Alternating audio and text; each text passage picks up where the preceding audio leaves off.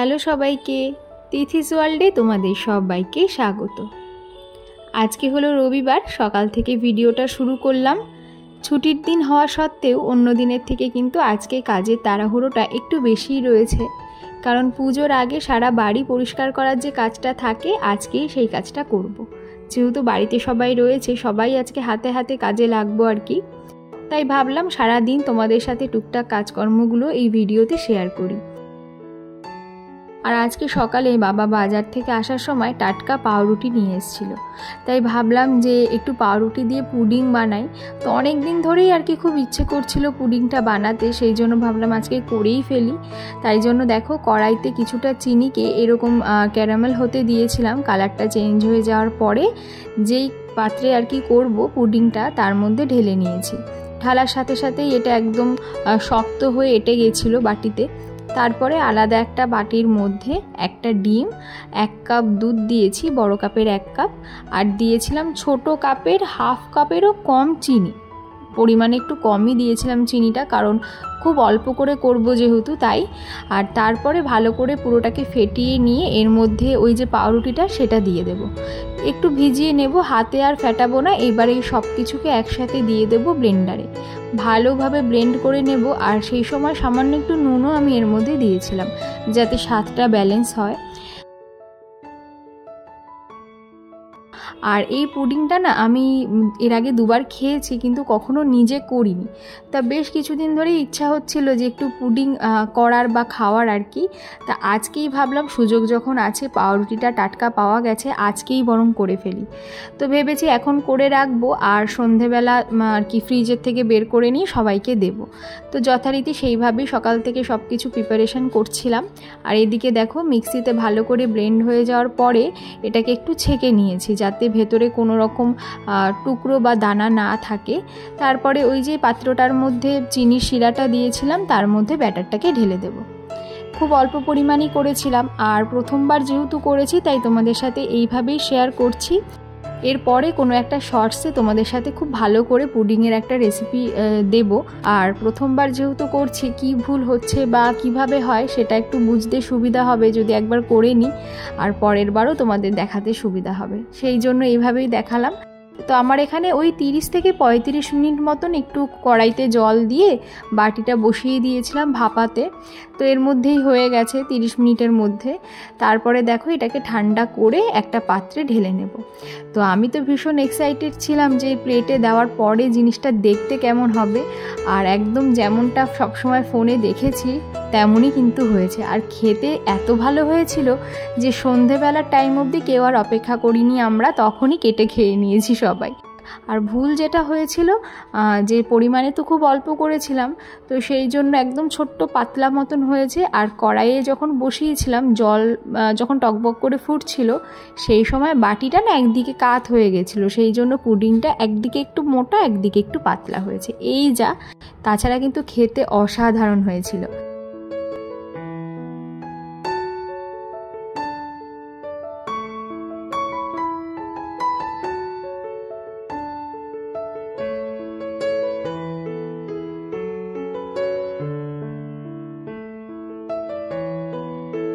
তো এরপরে এই যে বাজারগুলো টেবিলেই সব ছড়ানো ছেটানো রয়েছে, এখন আর এগুলো ফ্রিজে ঢোকাবো না, কারণ ফ্রিজটা বসেছি আজকে পরিষ্কার করতে। আগে ফ্রিজটা দিয়েই শুরু করলাম, যেহেতু সকাল থেকে নিচেই কাজকর্ম করছিলাম। তো ফ্রিজে এত পরিমাণ বরফ এবার জমেছে, তোমাদেরকে দেখাই। দেখো এই বালতির প্রায় হাফ বালতি ভরে গিয়েছিল এরম চাকা চাকা বরফে। তো এইরকমই হয়, মানে 2-3 মাস অন্তর অন্তরই এত বরফ জমে যায়। প্রতি মাসে যদি ক্লিন করা যায় তো ঠিক আছে, কিন্তু প্রতি মাসে ক্লিন করা মানে পুরো ফ্রিজে সব নামিয়ে সব কিছু ভালো করে মুছে পরিষ্কার করা। এখনও টপটপ করে জল পড়ছে দেখো, মানে ভেতরে এখনও একটু একটু বরফ রয়েছে।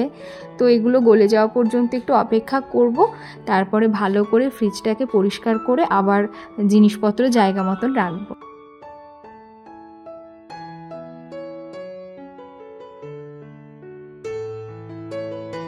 আর ফ্রিজের কভার, তারপরে ঘরে যে আর্টিফিশিয়াল প্লাস্টিকের সব ফুলগুলো ছিল সেগুলোও আজকে ধুতে দিয়েছি। তো তো ফুলগুলো একেবারে ছাদে ধুয়ে ওখানেই মেলবো, কারণ সকালে জামা কাপড় কিছু ধোয়া কাচা করে ওখানে মেলে দিয়ে এসেছি। তো এখন একটু ছাদে গিয়ে এগুলোকে ধুয়ে মেলে দিলে কি হবে, কিছুক্ষণ পরে গিয়ে আবার ওগুলো নিয়ে আসতে পারবো। আর নিচে এখন খুব একটা রোদ পড়ছে না, কারণ মেঘ বৃষ্টি যেহেতু হচ্ছে এখন কটা দিন ধরে, তাই জামা কাপড়গুলো ছাদেই দিচ্ছি। তাই ফুলও একেবারে ছাদে বসে ধুয়ে এখানেই মেলে দেবো। জলের ট্যাঙ্কিটার এখানে বসেই প্রথমে ধুচ্ছিলাম, কিন্তু এত তখন রোদের তাপ ছিল যে ওখানে আর বেশিক্ষণ বসতে পারলাম না। তো সাইডে নিয়ে এসে আবার বালতিতে আর গামলাতে জল দিয়ে ভালো করে ফুলগুলোকে ধুয়ে নিলাম। এগুলো কিছুদিন আগেও পরিষ্কার করেছি, তাই খুব বেশি নোংরা হয়নি, হালকা একটু সার্ফের জলে ধুয়ে দিলাম আর কি। তো এই ধুতে গিয়ে না এগুলো আর কি খুলে খুলে যায়, এগুলো তো মানে অ্যাডজাস্টেবল, মানে কখনো চাইলে তুমি খুলেও ফুলগুলো পরিষ্কার করতে পারো। তো এই ধোয়ার সময় অনেকগুলো ফুল খুলে গেছিলো, তো সেগুলোকে আলাদাভাবে গামলায় ধুয়ে রেখেছি। শুকিয়ে গেলে পরে যখন এগুলো আবার জায়গা মতন রাখবো তখন ফুলগুলোকে লাগিয়ে নেব আর কি।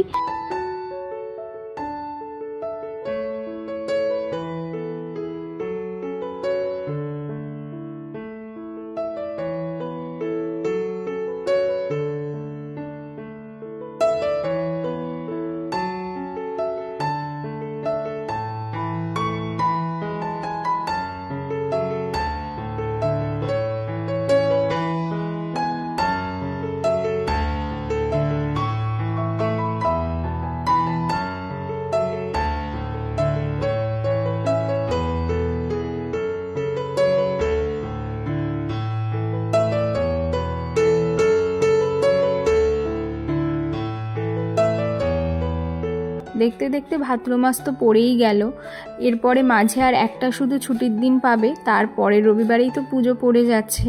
সেই জন্য বাড়ি ধোয়া মোছার কাজগুলো এখন করতেই হবে। আর তার সাথে আমাদের বাড়িতে মহালয়ার আগেই সারা বাড়ি পরিষ্কার করার কাজকর্মগুলো হয়।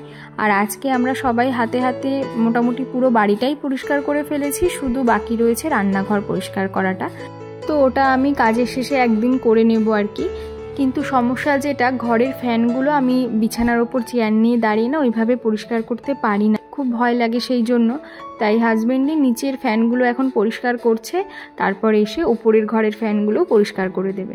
ততক্ষণ ঘরে প্রচণ্ড ঝুল জমেছিল, মানে কয় মাস ধরে পরিষ্কার করাই হচ্ছিল না। তো সেই জন্য ঝুলগুলো আমি এখানে ঝাড়ছিলাম, কিন্তু সিঁড়িঘরের ঝুলগুলো আবার আমি হাতে পাই না, সেই জন্য ওগুলো আবার ওই পরিষ্কার করবে। তো আমরা দুজন মিলেই প্রতি বছর করি, সঙ্গে মাও করে। তবে এইবার যেহেতু মা রিসেন্টলি চোখ অপারেশন হয়েছে, সেই জন্য মা এই ধুলোবালির কাজগুলো করতে পারবে না। মা ওইদিকে ওই জন্য রান্নাবান্না করছে, আর মাম্মাকে সামলাচ্ছে দিদা। তো আজকেই মোটামুটি আমাদের সমস্ত কাজকর্মগুলো হয়ে গেছে, মানে একটা বড় বোঝা মাথা থেকে নেমেছে বলা যায়। তো এরপরে ও ঘরগুলো ঝেড়ে দিলে পরে ভালো করে ঘর মুছে নিয়ে সমস্ত ঘরের বেডশিটগুলো চেঞ্জ করে নিলে আজকের মতন কাজ আমার শেষ।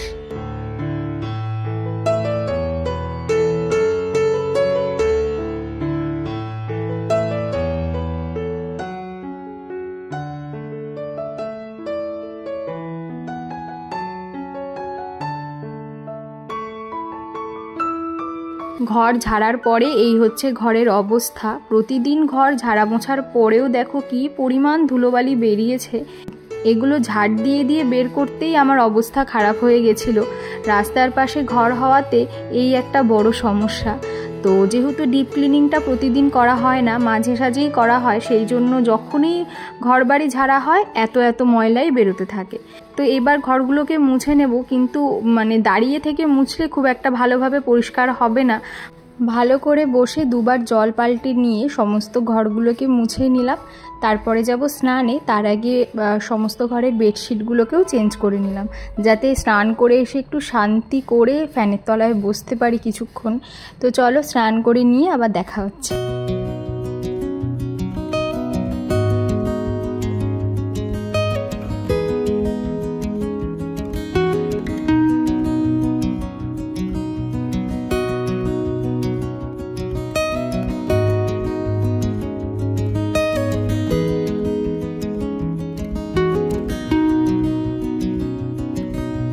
এই হচ্ছে আজকে আমাদের লাঞ্চ মেনু, মাংসের পাতলা ঝোল, তার সাথে মুসুরির ডালের বড়া। এর বেশি আজকে আর কিছু রান্নাবান্না হয়নি, কারণ মা রান্নার ফাঁকে ফাঁকে টুকটাক ধোয়াধুয়ির কাজ, মাম্মাকে সকালে ভাত খাওয়ানো এগুলো করেছিল আর কি, কারণ তখন আমি ওপরে কাজ করছিলাম সেই জন্য। এরপরে দেখো দুপুরে খাওয়া দাওয়া করে নিয়ে এই ফ্রিজের কভার, তারপরে আরও যে জিনিসগুলো নিচে ছিল চেয়ারের কভার, এগুলো সব ধুয়ে দিয়েছিলাম। তো সেগুলো এখন শুকিয়ে গেছে, এগুলো জায়গা মতন রাখছি। এরপরে গিয়ে একটু শুতেই হবে, কারণ শরীর আর টানছে না, মনে হচ্ছে কখন বিছানায় গাটা ফেলবো। তাই একেবারে সন্ধ্যের দিকে তোমাদের সাথে আবার দেখা হচ্ছে।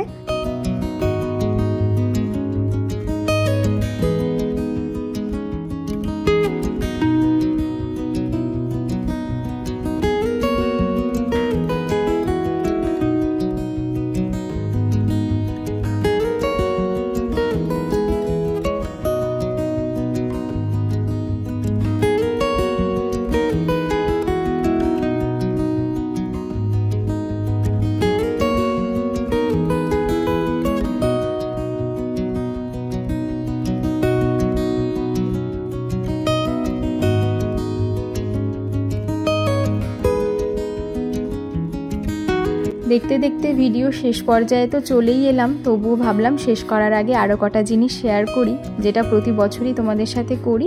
মাম্মার পুজোর সাজুগুজুর জিনিস, যেগুলো দুর্গাপুর থেকে প্রতিবার মাসিরা পাঠায়। ওরা তো আসতে পারে না, কিন্তু পাঠিয়ে দেয় জামা কাপড়ের সাথে মাম্মার কিছু সাজের জিনিস। এই যে এবার পাঠিয়েছিল সুন্দর সুন্দর এই ব্রেসলেট, চুড়ি, হেয়ারব্যান্ড, এত পরিমাণ দিদি এগুলো পছন্দ করে করে পাঠায় যে মানে ওর আর জায়গা নেই রাখার, এত পরিমাণ হেয়ারব্যান্ড আর চুড়ি হয়ে গেছে। একটা কিছুও ওকে পরাতে পারি না, এটাই সবথেকে বড় দুঃখ। যাই হোক, তো পুজোর জামাও অনেকগুলো পাঠিয়েছে। তো সমস্ত পুজোর জামা মাম্মার অন্য কোনো ভিডিওতে তোমাদেরকে দেখাবো। তো আজকের ভিডিওটা এতটুকুই থাক। যদি ভিডিওটা ভালো লেগে থাকে অবশ্যই কিন্তু একটা লাইক করো। আর যারা যারা আমার চ্যানেলটা এখনও সাবস্ক্রাইব করোনি তারা প্লিজ আমার চ্যানেলটা সাবস্ক্রাইব করেই আমার পাশে থেকো। আবারও খুব তাড়াতাড়ি দেখা হচ্ছে নতুন ভিডিওতে। সবাই ভালো থেকো, সুস্থ থেকো। Thank you.